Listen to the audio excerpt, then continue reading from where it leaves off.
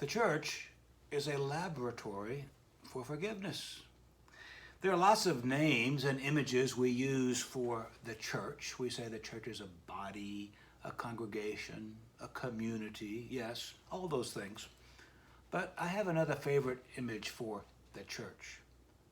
The church is a laboratory. The church is a laboratory for forgiveness. The church is where we test and experiment with and practice forgiveness. Over time, it is the church where we learn to forgive and where we learn how to be forgiven. This is because there's so many mistakes in church and so much imperfection, all in the same place where people generally want to do the right thing. And yet we don't. Over and over again, and all on top of each other. Let me tell you a secret. Forgiveness is the way I determine how often someone goes to church. A lot of people claim that they are spiritual, or that they are Christian, or that they are members of a church. That's fine.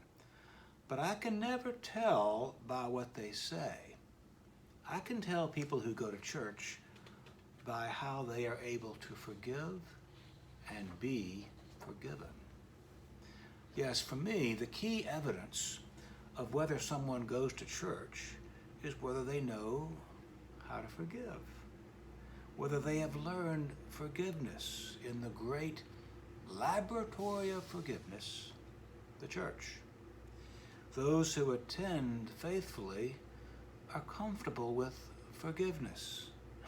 Of course, forgiveness makes us all uncomfortable, I know, but it makes some people truly uncomfortable. There are people I've heard who claim that they have never had to ask for forgiveness or never asked to be forgiven. Yes, forgiveness is the best evidence that someone attends church or is a Christian. If we don't understand forgiveness, we haven't really understood Christianity yet. Well, in some weird sense, we've all been in various laboratories of forgiveness lately, wherever we are living, in our households or apartments or homes.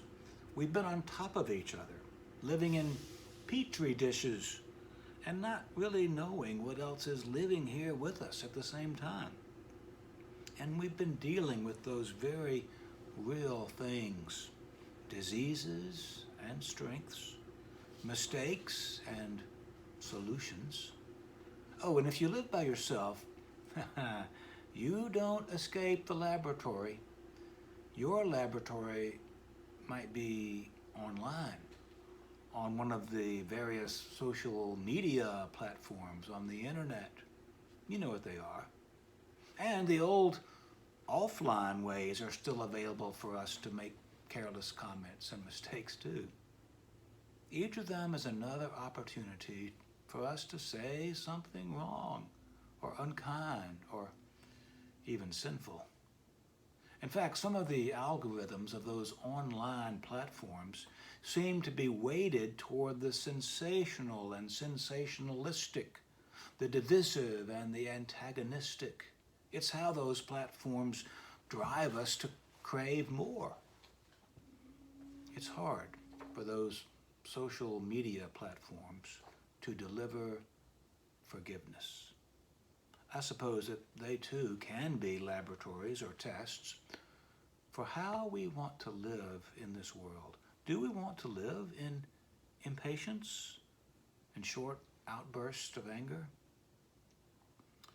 All forgiven people get tempted by these opportunities to lash out against someone else.